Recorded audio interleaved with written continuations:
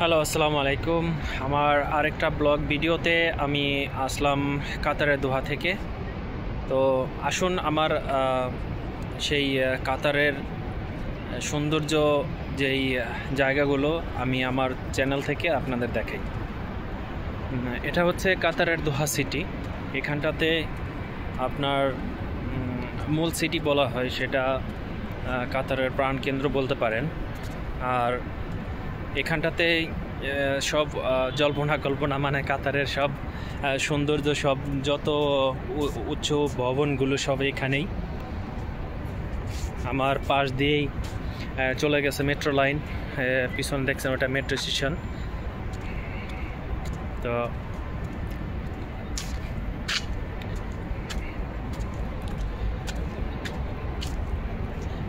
অক্সিজেনের খুবই গুরুত্ব দিচ্ছে কাতার। অক্সিজেনের জন্য তারা গাছ লাগিয়েছে, অনেক সবুজায়ন করেছে শহরের মধ্যে। তো দেখতেই পারছেন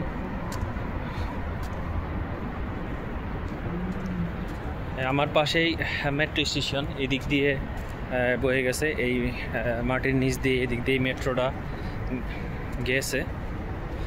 আর যে দেশে মেট্রো আসে সে দেশে চলাচলের জন্য খুবই ভালো এবং জ্যামমুক্ত শহর পাওয়া যায়। যদিও আমাদের দেশে মেট্রোটা অনেক লেট করে এসেছে, কিন্তু জ্যামটা এখনও কমেনি। ঢাকা জনবহুল একটা দেশ, অনেক মানুষ বাস করে এই সিটিতে। আর কাতারের এই সিটিতে বেশি মানুষ বাস করে না।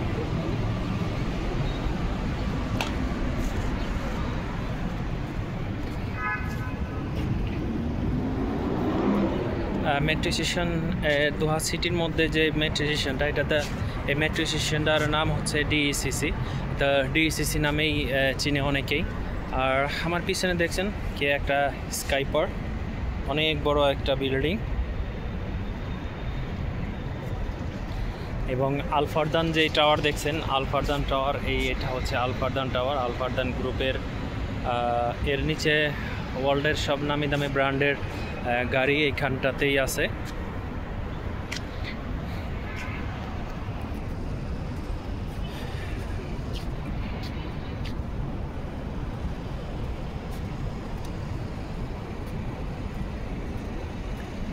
এই সিটিতে এখন অনেক তাপমাত্রা, যদিও টেম্পারেচার বহুত। এখন কিন্তু আপনার 39 আছে টেম্পারেচার। 39 অনেক তাপমাত্রা এখানে। আর বলতে গেলে হিউমিডিটি এখন খুবই কম, হিউমিডিটিটা খুবই কম এখন। আর তাপমাত্রাটা ভালোই আছে, 39 তাপমাত্রা। বুঝতেই পারেন আমার ফোন অলরেডি গরম হয়ে গেছে। আর এখানটাতে দিনের বেলায় বের হওয়া যায় না, কারণ দিনের বেলায় বহুত গরম থাকে দিনের বেলায়। দেখুন টাওয়ারটা, অনেক বড় একটা টাওয়ার এটা। আর এই দোহা সিটি বলেই মানে সব এক এক ধরনের ডিজাইন, মানে ভিন্ন ভিন্ন ডিজাইনের বিল্ডিংয়ের করা আছে এখানে। ওয়ার্ল্ডের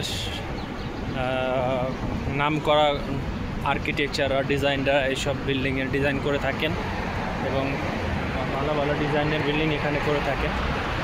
দেখুন এই হচ্ছে কাতারের প্রাণকেন্দ্র বলতে পারেন। মানে খুবই সুন্দর একটা শহর। মানে আমরা যখন কাতারে আসি 2017 সালে, তখন কিন্তু এতটা সুন্দর ছিল না।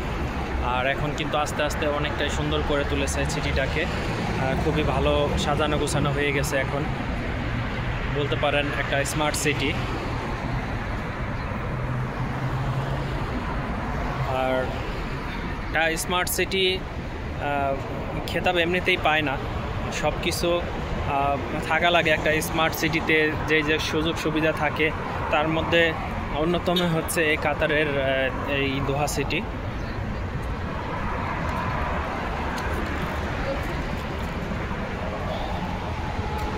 আমি মানে আমার যে ব্লগ ভিডিওটা আমি বানিয়েছি আমার ফেস দিয়ে এই প্রথম আমি ব্লগ ভিডিও বানাচ্ছি।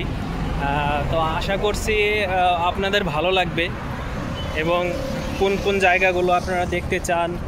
ইন ফিউচারে যদি আমার চ্যানেলটা আরও একটু বড় হয়, দেশ বিদেশের আরও অন্য অন্য দেশে আমি যাইতে চাই শুধুমাত্র আপনাদের ভালোবাসা পেলে। আপনারা যদি আমাকে সাপোর্ট করেন তাহলে সেক্ষেত্রে মনে করেন যে আমি ওয়ার্ল্ডের অন্য অন্য দেশে গিয়েও আমি ভিডিও বানাতে চাই, আমি শুধুমাত্র আপনাদের ভালোবাসা যদি পাই আর কি। তো একটা ভিডিও বানাতে কিন্তু অনেক কষ্ট হয় মানুষের, অনেক কষ্ট করে অনেক পরিশ্রম করে একটা ভিডিও বানিয়ে থাকে মানুষ। একটা ব্লগার, একটা ইউটিউবার, তাদের স্বপ্ন থাকে একটা ভিডিওতে তার হিউজ পরিমাণ ভিউ আসুক বা কমেন্টস, লাইক, শেয়ার এগুলি আসবে, এটাই একটা ইউটিউবারের স্বপ্ন থাকে।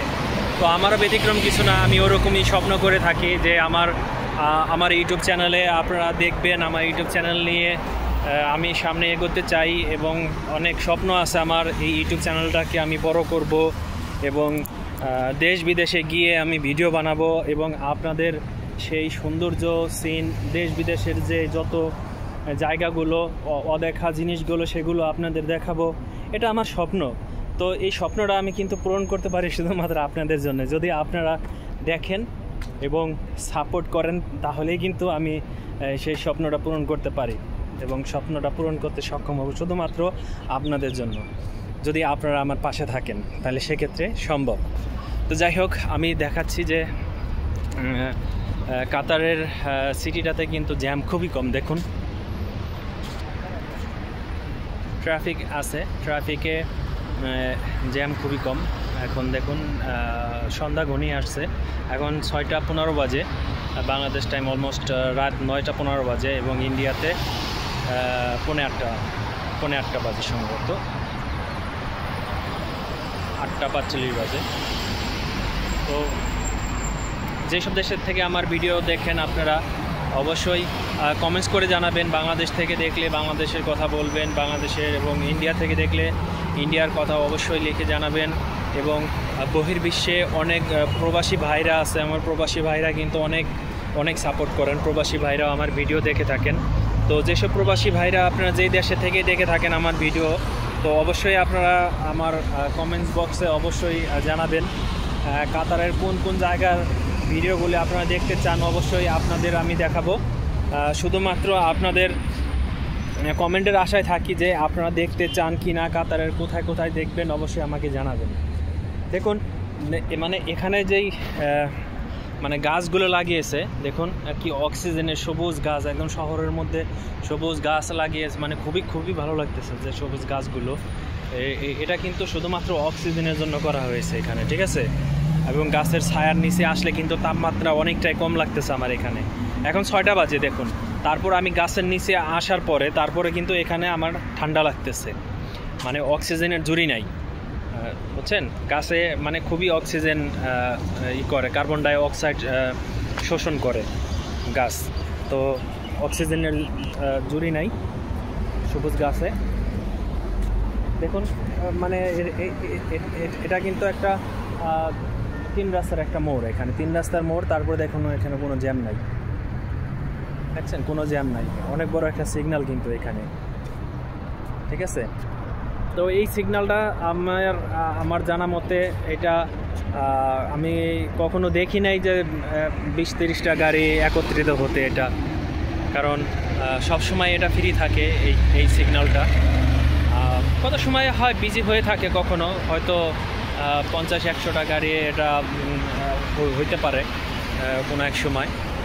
বাট এটা আপনাদের দেখালাম এবং এই বড় সুউচ্চ বিল্ডিংটা আমি বারবার দেখিয়েছি আপনাদের। দেখুন অনেক সুন্দর একটা ডিজাইনের বিল্ডিং, দেখুন অনেক উঁচু ভবন এটা। এবং কাতারে কিন্তু অনেক শালিক পাখি আছে, অনেক শালিক পাখি উড়ে, শালিক, ঘুঘু পাখি এবং বাউই পাখি আছে। না, বাউই পাখি না, মাফ করবেন, চড়ুই পাখি। আমি বাউই পাখি দেখি নাই। তো আমাদের বাংলাদেশে যেসব পাখি দেখা যাইতো, ঘুঘু আর শালিক পাখি, সেই পাখিটা এই কাতারে অ্যাভেলেবেল প্রচুর, অনেক। ঘুঘু পাখি তো একদম কবুতরের মতন সামনে দিয়েই ঘুরে, একদম সামনাসামনি দেখা যায়, ঠিক আছে। আর দেখুন মানে এই এই অ্যাক্সেসটা দেখুন, এই বিল্ডিংটা অনেক সুন্দর একটা ডিজাইনের বিল্ডিং। আমি যা বলেছিলাম আমার ভিডিওর শুরুতেই যে ওয়ার্ল্ডের সেরা সেরা আর্কিটেকচাররা বিল্ডিং ডিজাইন করে বানিয়েছে এই শহরটাতে। এই শহরটাতে কিছুদিন আগে বলতে কয়েক বছর আগে কিন্তু কিছুই ছিল না, ধুধু মরুভূমি ছিল এই জায়গাটাতে। আর এখন দেখুন তারা সেই মরুভূমিটাকে তারা কিভাবে সুন্দরভাবে সাজিয়েছে। তো রাষ্ট্রনায়ক যদি ভালো হন এবং রাষ্ট্রনায়ক যদি তার দেশকে নিয়ে ভাবেন এবং স্বপ্ন দেখেন, তাহলেই দেশকে সাজানো গুছানো এবং একটা ইসের মতন সাজানো যায়। যেমন আপনার চেহারাকে আপনি যেমন সাজসজ্জিত করেন বিভিন্ন পোশাকের মাধ্যমে, অলংকারের মাধ্যমে, যেরকম আপনি ঘড়ি পরে থাকেন, আপনি একটা স্মার্টফোন ব্যবহার করেন, ভালো একটা দামি পোশাক পরেন, তারপরে আপনার শরীরের সৌন্দর্যটা যখন আপনি ফুটিয়ে আনার জন্য চেষ্টা করেন, ঠিক তেমনটাই তার শহরটাকে তারা সুন্দর করে সাজিয়ে গুছিয়ে তারা রেখেছে। এই ইট পাথরের দালানের মাঝখান দিয়ে তারা সবুজায়ন করেছে, গাছপালা লাগিয়েছে। গাছের নিচে কিন্তু তারা পানির ব্যবস্থা করে রেখেছেন। সবসময় দিনে 2-3 বার এটা পানি দেয় গাছের নিচে। অনেক ব্যয়বহুল তাদের গাছের করে রেখেছেন। তো এর বিনিময়ে তারা অক্সিজেন গ্রহণ করে থাকেন। আর শহরে কিন্তু অক্সিজেন না থাকলে কিন্তু খুবই সমস্যা। আমি যেখানটাতে দাঁড়িয়ে আছি এখানটাতে একদম লাস্টে যে বিল্ডিংটা দেখতে পাচ্ছেন, এটা হচ্ছে হোটেল শেরাটন। এই রোডের মাথায় সিটি সেন্টার থেকে আমার আঙুলের মাথায় এটা হচ্ছে সিটি সেন্টার।